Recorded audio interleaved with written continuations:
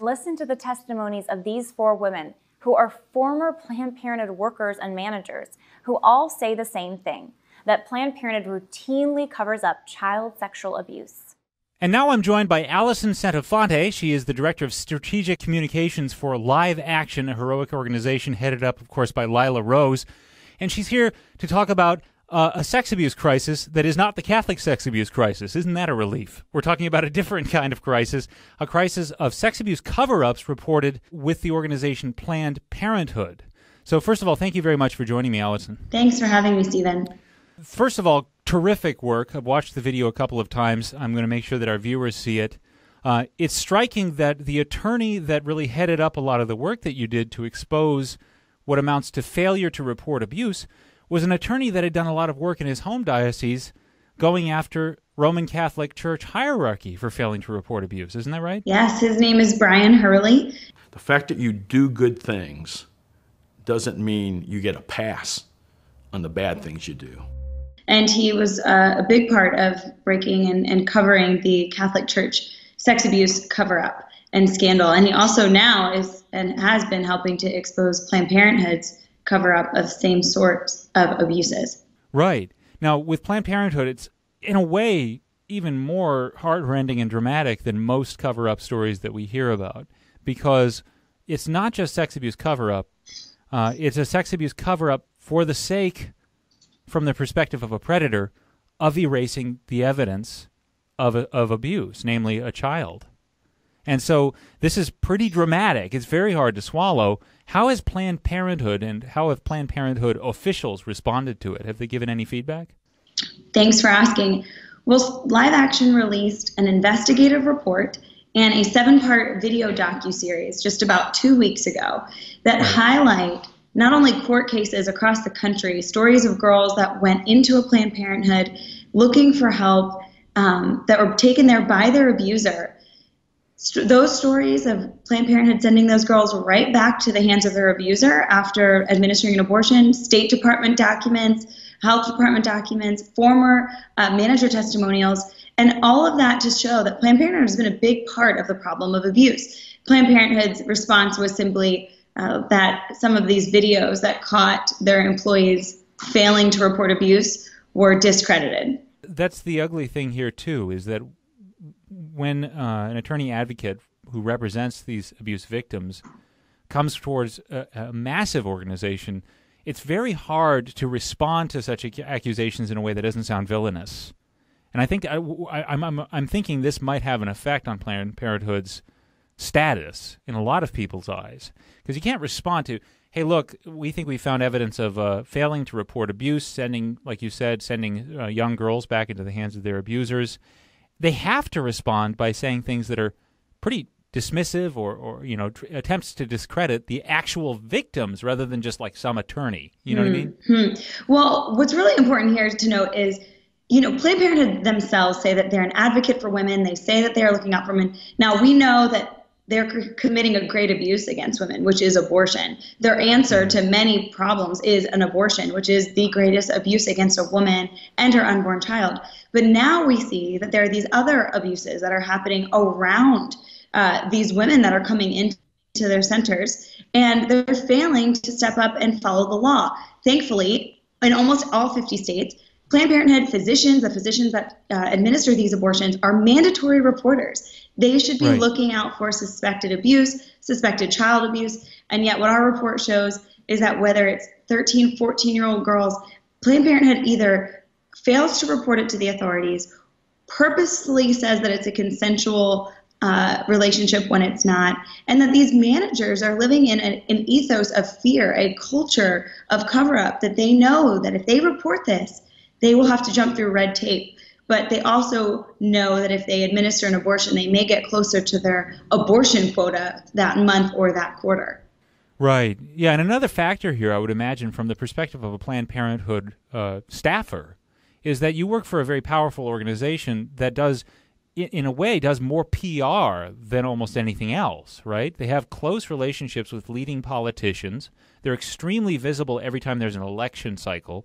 Usually officials with Planned Parenthood travel with candidates. As we saw in 2016, Cecile Richards, former president of Planned Parenthood, would travel around with the actually assumptive next president of the United States. She was very prominent. The Planned Parenthood Action Fund trusts Hillary Clinton. And you look at that, it must be very intimidating from the perspective of a staffer in Planned Parenthood to do something that might, trip up your quotas. And that an example of that would be to say, oh, I'm sorry, we don't help people in your situation. Instead, we call the police. You see, that's and then you draw all kinds of attention to yourself. In itself, it's a scandal. I wonder how much that plays a role in failing to report. Well, absolutely. We have manager testimonials, women like Ramona Trevino, Sue Thayer, and others who left Planned Parenthood, and they said, and you've seen this in the report, and I encourage people to read it, it's heartbreaking. They tell stories about women coming in maybe with older men or not being able to speak English, and them feeling like there might be some abuse happening here. And when they went to their boss, their official, and said that, they said, look, there's nothing we can do to help them at their situation at home, but we can give them an abortion today. And that just is such a failure on so many levels to be a point of intervention, potentially, for these women and these children. There's a report out of the Beasley Institute, published by the Beasley Institute, where they interviewed 100 sex trafficking survivors, women who have actually survived some of the worst forms of sex trafficking. When asked where they were taken for medical treatment, they themselves, Stephen, said Planned Parenthood was the #1 place they were taken, only second to emergency rooms. And when asked why, these sex trafficking survivors said, quote, because they didn't ask any questions. And that's a problem. They should be asking questions. They should be reporting it. But all this goes back to the fact that Planned Parenthood is a corrupt organization receiving $1.2 million taxpayer dollars a day. And I, for one, don't want to have my tax dollars going to this sort of failure, this negligence, this real assault against women.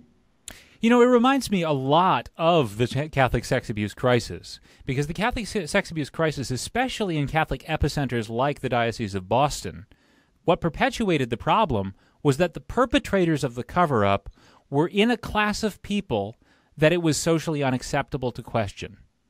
That was true in devout Catholic Boston in the 90s, at least among many circles of people, especially the working class. And that's what perpetuated the problem. Oh, don't question Father. Don't say that about Father, you see. And similarly now, in pro-choice circles and in leftist circles, particularly political circles, and in activist circles, there's that sort of priestly halo around abortion providers. That's really a recipe for corruption. That really is, because you don't question. These are heroes of women's rights. Just like you would say, oh no, that's Father. He's a saint. It reminds me of that. Well, it does, rightfully so, and also a failure of media reporting it should also remind us of the Catholic cover-up. I mean, it took a lot for people to break that story. And so right now, what we're doing, Live Action, is trying to point to is that if we're going to be honest... Oh, they're coming for you. Kamala Harris is sending her troopers to your apartment to collect your data. That's what happens when you live in Washington, D.C. Okay, sorry, go ahead. What we're trying to do is really have media cover this story. So right now, there's this national conversation happening, Stephen. Like you said, the Me Too movement, Time's Up. There's a conversation happening about the sexual abuse of women, the individuals who committed it, but also those who failed to speak up when they knew something was happening. Trevor Noah, the comedian, late night comedian, called them the enablers. He said, I want to talk about the enablers. And so if we're going to listen to this conversation, we're really going to have it. We're going to listen to Tarana Burke, the head founder of the Me Too movement, when she said, we have to break down all systems that allow for abuse, not just the individuals that we call out, but the systems. Then we and others, everyone, pro-lifers, pro-choice, pro-abortion advocates, have to look at Planned Parenthood as being a part of this system. And you open up this program so wisely saying, if you were a criminal and you are committing these great abuses against women, how do you hide the evidence of your sexual crime?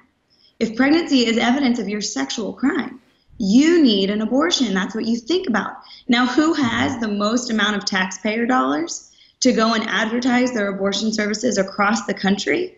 Planned Parenthood.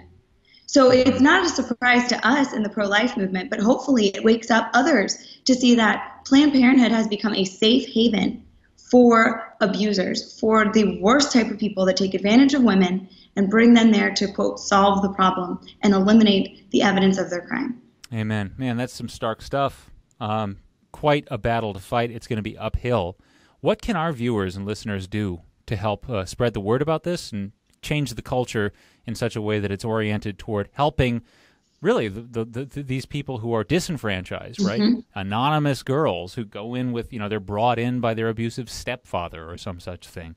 How do we be on their side rather than on the side of a tax-funded mega corporation?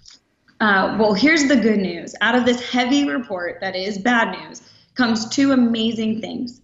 Number one, 56 members of Congress stepped up and signed a letter to Health and Human Services, who gives out a lot of money to Planned Parenthood through what's called Title X funding. And it called for a federal investigation into Planned Parenthood, asking them to see how prevalent this abuse is.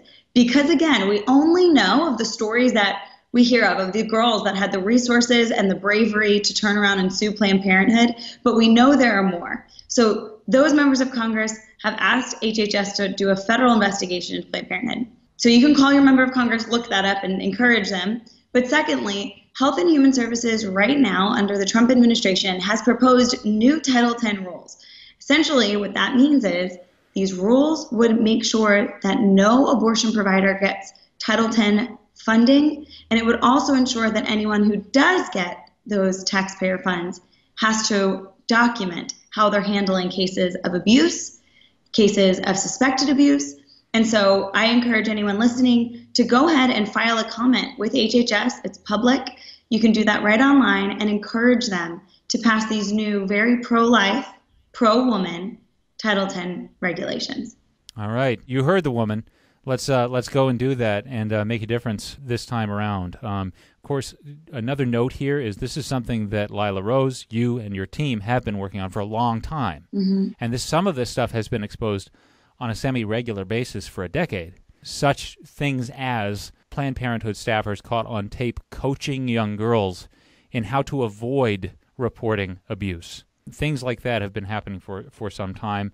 Do make yourself aware of that by going to liveaction.org. You can go there occasionally. Most of the time, hover around catholicvote.org, but you can go over to liveaction.org just this once. Find out more about this stuff and spread the word. Let your friends know, because this is really alarming stuff. It's time to act as one in this expose effort and hopefully bring an end to this kind of cycle of abuse that you have so rightly pointed out. So thank you very much for the good work you do, and I look forward to having you on again soon. Thanks for covering it, Stephen. Appreciate it.